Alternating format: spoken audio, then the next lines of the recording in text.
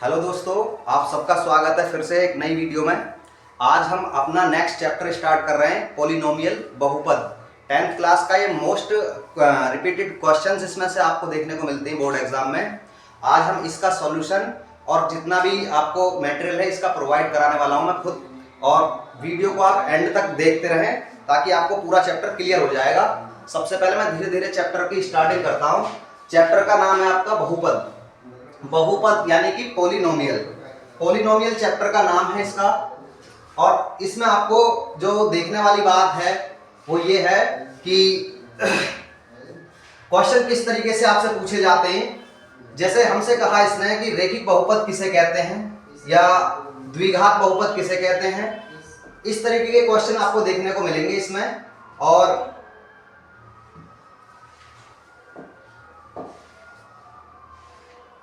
तो मैं आपको स्टार्ट करता हूं आगे को। देखें, कक्षा 9 में एक चर वाले बहुपद, एक चर वाले चर और अचर को थोड़ा सा समझा देता हूं मैं यहां पर। चर और अचर, देखें जो हमारे इक्वेशन होती हैं, समीकरण जो समीकरण होती हैं वो हमारी दो प्रकार के नंबरों से मिलकर के तैयार होती हैं इक्वेशंस। पहला तो है आपका वेरिएबल और दूसरा है कांस्टेंट। वेरिएबल को हिंदी में कहते हैं चर और कांस्टेंट को कहते हैं अचर। चर और अचर जो हैं, चर में आपके ऐसे नंबर्स आते हैं जिनकी वैल्यू बदलती रहती है, जैसे कि आप x, y, z या a, b, c, कुछ भी वैल्यू ऐसी जो डिपेंड करती है इक्वेशन पर, वेरी टू वेरी होती रहती है। अचर का मतलब होता है कांस्टेंट नंबर।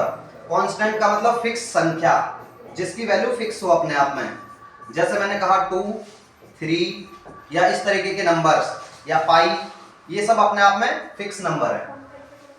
इसके बाद में जो हमसे पूछा जाता है इसमें क्वेश्चन ज्यादातर वो ये है कि बहुपद की अधिकतम घात कितनी है। बहुपद की अधिकतम घात का मतलब होता है जो भी सबसे ज्यादा जो आपका चर है, चर मतलब x, y या z, समीकरण में जो भी x, y, z दिया है उनमें से सबसे ज्यादा जो आपको दिख रहा है, मान लीजिए समीकरण हमको x की टर्म में दे रखी है, x² + 3x और +6 = 0, और आपसे कहे कि इसमें बहुपद की घात कितनी है, तो मैंने बताया जो भी जिस चर में आपको समीकरण दी गई है तो उसकी जो अधिकतम घात है, अधिकतम घात कौन सी, x⁻², वही उसकी क्या है, अधिकतम घात बन जाती है। जो x के पास में सबसे ज्यादा पावर है वो इसकी अधिकतम घात है, बहुपद की अधिकतम घात। इसके बाद में जिस ये कह रहे हैं कि घात, यहां पे पॉइंट टू बी नोटेड है, घात 1 के बहुपद को रैखिक बहुपद कहते हैं। क्वेश्चन पूछा गया है इसमें से यहां से भी कि रैखिक बहुपद किसे कहते हैं और या एक घात वाले बहुपदों को क्या कहते हैं। ऑप्शन में आपको दे दिया जाएगा कई सारे ऑप्शन बना करके कि रैखिक बहुपद कहते हैं, द्विघात बहुपद कहते हैं। तो इस तरीके के क्वेश्चन आपको देखने को मिलेंगे आगे।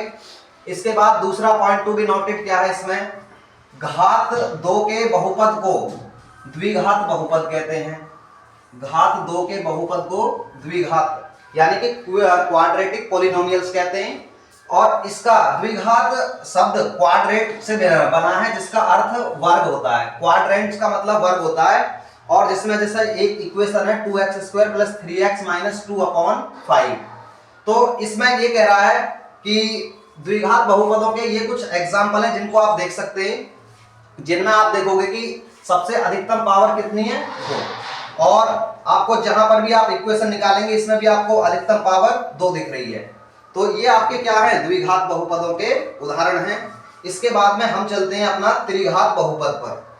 यहाँ पे लिखा हुआ है कि जिसकी घात 3 का बहुपद, जिस पॉलिनोमियल के पास में अधिकतम घात 3 हो, और ये कह रहे हैं कि घात 3 का बहुपद त्रिघात बहुपद, क्यूबिक पॉलिनोमियल कहलाता है। त्रिघात बहुपद के कुछ एग्जांपल्स आपको दिए गए हैं जो आप देख रहे हैं, जैसे कि यहाँ पे 2 - x⁻³ और x⁻³ √2x⁻³ और 3 - x² + x⁻³ तो मैंने बताया आपको जहां पर भी बहुपद में यानी कि पॉलिनोमियल में या कहूं तो पूरी इक्वेशन में आपको कहीं पे भी अधिकतम घात 3 दिखे तो इसका मतलब होता है कि वो क्या है, त्रिघात बहुपद है, क्यूबिक पॉलिनोमियल है। इसके बाद ऐसे ही यदि आपको अधिकतम घात 2 मिले तो इसका मतलब होता है कि क्वाड्रेटिक इक्वेशन है, क्वाड्रेटिक पॉलिनोमियल है वो समीकरण। अब यहां तक की बात आपको समझ में आई, ये मैंने स्टार्टिंग बेस इस चैप्टर का था। इसके बाद में आगे चलता हूं मैं। अब देख लेते हैं कुछ मेन बातें जो बिल्कुल सटीक क्वेश्चन पूछे जाते हैं, बिल्कुल निचोड़ है ये, इसका सारांश बोलते हैं कि इस अध्याय में आपको निम्नलिखित तथ्यों का अध्ययन करना है, जैसे कि घातों 1 2 3 मैंने बताया अभी, इसके पहले ही कुछ देर पहले कि घातों 1 2 और 3 के बहुपद क्रम से रैखिक यानी कि लीनियर पॉलिनोमियल और क्वाड्रेटिक बहुपद और त्रिघात बहुपद कहलाते हैं। यानी कि जिसके पास में पावर अधिकतम 1 हो उसको क्या कहते हैं, उसको कहते हैं हम रैखिक बहुपद। ये आपका लीनियर पॉलिनोमियल है, लीनियर पॉलिनोमियल। जिसके पास में अधिकतम पावर कितना हो, 2 हो, उसको क्वाड्रेटिक पॉलिनोमियल कहते हैं, क्वाड्रेटिक पॉलिनोमियल। और जिसके पास में अधिकतम पावर 3 हो, अधिकतम घात 3 हो, उसको क्यूबिक यानी कि त्रिघात पॉलिनोमियल कहते हैं। इसके बाद में सेकंड वाला है एक द्विघात बहुपद ax² plus bx plus c, जहां abc वास्तविक संख्याएं हैं और a does not equal to 0। यहां पर फोकस करें कि a की वैल्यू क्या नहीं होनी चाहिए, कभी भी 0 नहीं होनी चाहिए। यदि अगर मेरे पास कोई द्विघात बहुपद है, मैंने कह दिया कि द्विघात बहुपद, और द्विघात बहुपद है तो मैंने बताया कि उसकी अधिकतम घात कितना है, उसकी अधिकतम घात 2 होना चाहिए। वो हमेशा तभी आपका द्विघात बहुपद बनेगा, यानी कि क्वाड्रेटिक द्विघात बहुपद कहलाएगा, जब उसकी अधिकतम घात 2 हो। अब यदि इसके पास में जो हमारे पास कांस्टेंट नंबर 1 है लगा हुआ मल्टीप्लाई में, और ये आप देख रहे हैं कि 1 कभी भी 0 के बराबर नहीं है, अगर कंडीशन ये बन जाए कि a इज इक्वल टू 0, तो मैं ये कह सकता हूं कि x का जो टर्म है, जो x की पावर 2 है, वो 0 हो गया, तो इसका मतलब मेरा द्विघात बहुपद खत्म हो गया। तो इसका मतलब फिर ये हो जाएगा कि पॉलिनोमियल जो है वो क्वाड्रेटिक पॉलिनोमियल नहीं रही। आगे देखें, एक बहुपद px के शून्य उन बिंदुओं x निर्देशांक होते हैं जहां y बराबर px का ग्राफ x अक्ष को प्रतिच्छेद करता है। इसके आधार पर बिल्कुल पूरी की पूरी पहली एक्सरसाइज है, पहली एक्सरसाइज जो है इस वाले पॉइंट के आधार पर ही रखी गई है, जिसमें अभी आपको मैं कराऊंगा कुछ ग्राफ है और उनमें आपसे कहेगा कि शून्य ज्ञात कीजिए, इनके नंबर ऑफ जीरोस निकालिए, या तो इसको आगे जब एक्सरसाइज आएगी तब आपको अच्छे से अभी मैं समझाऊंगा इसे। एक द्विघात बहुपद के अधिक से अधिक 2 शून्यक हो सकते हैं और एक त्रिघात बहुपद के अधिक से अधिक 3 शून्यक हो सकते हैं। देखा कितनी अच्छी बात है इसमें याद करने वाली कि यदि द्विघात बहुपद है, क्वाड्रेटिक पॉलिनोमियल है मेरे पास में, द्विघात बहुपद है, तो उसके कम से कम कितने फैक्टर होने चाहिए, कितने शून्यक होने चाहिए, 2। यानी कि जो द्विघात है, द्विघात बहुपद, तो इसके नंबर ऑफ जीरोस शून्यक कितने होने चाहिए, इसके शून्यक, इसके लिए कम से कम 2 शून्यक चाहिए। यानी कि इसके हमेशा ही 2 ऐसी वैल्यू मिलेंगी जो इसको सेटिस्फाई करेंगी, इस पॉलिनोमियल को। त्रिघात के लिए, त्रिघात में कम से कम कितने इसके शून्यक होने चाहिए, त्रिघात बहुपद, इसके शून्यक कम से कम कितने होने चाहिए, नंबर ऑफ जीरोस, इसके एटलीस्ट 3, कम से कम 3 तो इसके होंगे, अधिक से अधिक 3 होंगे, इससे ज्यादा नहीं होंगे। इसके बाद में आते हैं नेक्स्ट बात पर। नेक्स्ट बात क्या है हमारी, देखें ये जो मैं पढ़ा रहा हूं ये अभी आपका स्टार्टिंग बेस है इस चैप्टर का, और इसमें से क्वेश्चन आता ही आता, मतलब चैप्टर में मुश्किल से 2 एक्सरसाइज है जिनमें से कुछ आपको देखने को मिलेगा ही मिलेगा। तो इसलिए मैं इसका सारांश पहले बता रहा हूं ताकि आपको बाद में इजीली आपको कुछ चीजें समझ में आ जाएं जो मैं क्वेश्चन कराऊंगा अभी। यदि द्विघात बहुपद ax² प्लस bx के शून्यक अल्फा और बीटा हैं, तो अल्फा प्लस बीटा और इज इक्वल टू क्या होता है, माइनस b अपॉन a, और alpha into beta c upon a। चलिए इसको जब आपको इक्वेशन आएगी और अच्छे से मैं आपको बताऊंगा कि ये शून्यकों का योगफल क्या होता है, ये एक्चुअल में यहाँ पे शून्यकों का योगफल है जो किसके इक्वल हो रहा है, माइनस के b अपॉन ए। b अपॉन ए मतलब x का गुणांक माइनस x का गुणांक और अपॉन में x स्क्वायर का गुणांक। ऐसे ही अल्फा इंटू बीटा का मतलब है शून्यकों का गुणनफल, तो वो किसके बराबर होता है, स्टैंडर्ड इक्वेशन जो होती है हमारी क्वाड्रेटिक, उसमें से जो हमारा अचर पद का गुणांक है अपॉन में x स्क्वायर के गुणांक के बराबर होता है। ये बात थी आपकी क्वाड्रेटिक इक्वेशन यानी कि द्विघात बहुपद के लिए या क्वाड्रेटिक पॉलिनोमियल के लिए जिसमें जिसकी अधिकतम घात 2 हो। लेकिन यदि हमारे पास में द्विघात के बजाय त्रिघात पॉलिनोमियल दे दे या त्रिघात समीकरण दे दे, तब हम इस सिचुएशन में क्या करते हैं, इस सिचुएशन में हमको ये बात याद रखनी पड़ती है कि यदि अल्फा बीटा और गामा इसमें तीन हमने बताया कि इसके तीन कम से कम क्या होंगे, शून्य होंगे, नंबर ऑफ जीरोस इसके तीन होंगे एटलीस्ट, कि त्रिघात बहुपद ax की power 3 plus bx square plus cx plus d, ये इसकी स्टैंडर्ड इक्वेशन है, मानक समीकरण कहते हैं जिसको, और के शून्यक हों यानी कि अल्फा बीटा गामा इस समीकरण के क्या है, शून्यक है जो इसको सेटिस्फाई करेंगे, तब शून्यकों का जो योग होगा, शून्यकों का योग किसके बराबर होता है, माइनस b अपॉन ए, यानी कि फिर से क्या, x स्क्वायर का गुणांक अपॉन x की पावर 3 का गुणांक। ऐसे ही अब कह रहे हैं कि दो बार आपको शून्यकों का योग तो दे दिया कि दो दो पेयर में लेकर के शून्यकों का गुणनफल और उनका योग कितना होता है, c अपॉन ए, यानी कि अचर पद ये जो हमारे पास x का टर्म, x का गुणांक coefficient of x upon coefficient of x की पावर 3, अल्फा बीटा गामा तीनों जो हमारे शून्यक हैं, जो हमारे जीरोस हैं, तीनों का जो गुणनफल होता है वो अचर पद का गुणांक अपॉन x की पावर 3 का गुणांक। ये बात आपको याद हो गई होगी, आई होप अब इतनी बात आपको समझ में आ गई होगी। अब मैं धीरे धीरे अब एक्सरसाइज की तरफ मैं चल रहा हूं, यहां से अब आप देखते रहें आगे को। ये रही मेरी सबसे पहली एक्सरसाइज, तो सबसे पहली एक्सरसाइज ही दिख रही है आपको, इसमें काफी सारे आपको ग्राफ दिख रहे हैं, और ग्राफ को समझने के लिए हमको पहले कुछ चीजें बेसिक बातें पता होनी चाहिए, जैसे कि हमारे पास में कि x टर्म क्या होती है और y एक्सिस क्या होती है, x एक्सिस क्या होती है।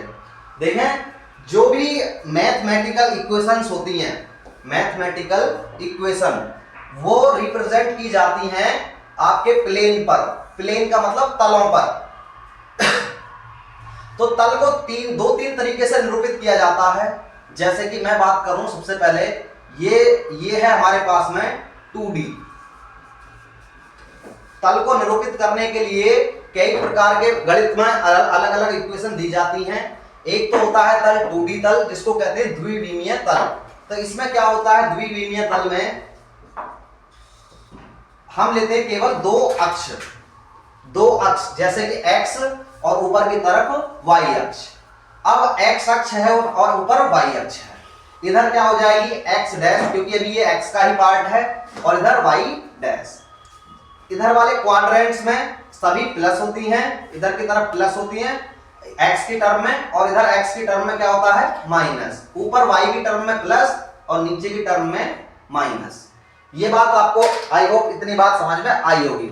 3D आपका थोड़ा अलग है, वो आपका सिलेबस से रिलेटेड नहीं है, क्योंकि 3D का जो काम है वो आपका 11th और 12th में आएगा, तो इसलिए आप ये बात याद रखें कि 3D की जितनी भी बातें हैं वो आप 11th और 12th में ही करेंगे। अब आते हैं क्वेश्चन पर। सबसे पहले क्वेश्चन की पकड़ क्या है, सबसे पहले देखो किसी बहुपद के लिए, सबसे पहला क्वेश्चन है किसी बहुपद px के लिए y बराबर px का ग्राफ नीचे आकृति 2.10 में दिया गया है। प्रत्येक स्थिति में px के शून्यकों की संख्या ज्ञात कीजिए। शून्यकों की संख्या ज्ञात करने के लिए मैंने अभी आपको बताया था कि यदि आपको शून्यकों की संख्या ज्ञात करनी है तब आपको करना क्या है, आपको यह देखना है कि जो हमारा x और y अक्ष का ग्राफ है, जो x और y अक्ष का ग्राफ है वो आपका जो आपको दिख रहा है ग्राफ है वो x अक्ष पे कितनी बार उसको टच कर रहा है। यहां पर मैं देखता हूं कि ये जो दूसरी इक्वेशन की समीकरण आई है मेरे पास में, दूसरी समीकरण जो मुझे दिख रही है वो क्या है, वो सिर्फ एक ही जगह पर सिर्फ एक्स अक्ष के पैरेलल होकर के निकल जा रही है, यानी कि एक्स अक्ष के समांतर होकर निकल रही है, तब मैं ये कहूंगा कि जहां पर मेरी जो ग्राफ है, मेरा जो ग्राफ है या दूसरी कोई समीकरण है, कर्व है, दूसरा वक्र है, वो एक्स अक्ष को कहीं पर टच कर रहा है, जितने बार टच कर रहा है, इसका मतलब उसके उतने ही शून्यक उपलब्ध हैं, इतने ही उसके शून्यक हो जाते हैं। शून्यकों की संख्या वही होती है जो ग्राफ जितनी बार उस एक्स अक्ष को, कौन सी वाली को, इसको जितने बार टच करेगा जहां पर भी। इसमें देख रहा हूं मैं पहली वाली सिचुएशन में कि जो मेरा ग्राफ है तो वो तो पैरेलल हो रहा है एक्स अक्ष के, इसका मतलब ये दोनों कहीं पे भी एक दूसरे को टच नहीं करेंगे। तब पहला का जो आंसर हो जाएगा, पहले वाले ग्राफ का जो आंसर हो जाएगा वो क्या हो जाएगा, वो होगा नंबर ऑफ जीरोज, यानी कि शून्यकों की संख्या, शून्यकों की संख्या क्या हो जाएगी इसमें, 0, क्योंकि इसमें कहीं पे भी टच नहीं किया। यदि मैं इसमें देखूं तो मेरे पास में एक्स अक्ष दिख रही है मुझे, एक्स अक्ष को इसने कहां पे टच किया हुआ है, एक जगह पर, यहां पर, ये रहा यहां पर टचिंग पॉइंट, जो कितनी जगह प्रतिच्छेद कर रही है, तो एक जगह आपको एक्स अक्ष को प्रतिच्छेद किया है। इसका मतलब जो मेरा आंसर हो जाएगा इसमें शून्यकों की संख्या, सेकंड वाले में शून्यकों की संख्या,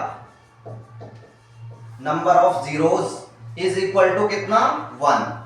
अब मैं अगले वाले को देखता हूं, थर्ड वाले में। थर्ड वाले में मुझे जो मेरा वक्र है, जो मेरा ग्राफ है, वो जो नई एक कोई लाइन आ रही है, वक्र आ रहा है, वो कितनी जगह टच कर रहा है, यहां पर एक तो ये मिल गया, एक, और इधर 2, और इधर 3, तो कितनी जगह इसके टच हो रहा है, कितनी जगह इसको प्रतिच्छेद किया है, तो इसका मतलब आंसर हो जाएगा 3 जगह। तो इसका तीसरे का आंसर क्या हो जाएगा बच्चों, इसमें हो जाएगा आंसर शून्यकों की संख्या, शून्यकों की संख्या इज इक्वल टू 3। अगला वाला है फोर्थ वाला पार्ट। इसमें देखें, इसमें जो मेरे पास में दिया हुआ है, मैं देख रहा हूं कि ग्राफ हमारा कितनी जगह टच कर रहा है, केवल 2 जगह पर, एक तो यहां पर और एक यहां पर। तो इसका आंसर क्या हो जाएगा, इसका आंसर हो जाएगा आपका 2। शून्यकों की संख्या कितनी होगी इसमें, 2। अगले वाले पर चलता हूं, फिफ्थ वाले में। देखें कितनी जगह पर टच किया हुआ है, 1, 2, 3 और 4। तो नंबर ऑफ जीरोज कितना हो जाएगा, शून्यकों की संख्या 4। ये बात अब मुझे लगता है कि आपको समझ में आने लगी होगी। इसके बाद में अगले वाले क्वेश्चन पर लास्ट है ये, इसमें देखते हैं 1, 2, 3, यानी कि 3 जगह इसने ग्राफ ने एक्स अक्ष को प्रतिच्छेद किया है, या कहूं तो टच किया है। तो इसका मतलब इसके 3 शून्यक उपलब्ध हैं। तो आपके ये आंसर्स मैंने आपके यहीं पे लिख दिए। आई होप इतनी बातें आपको समझ में आई होंगी। अब चलता हूं मैं अगली एक्सरसाइज पर।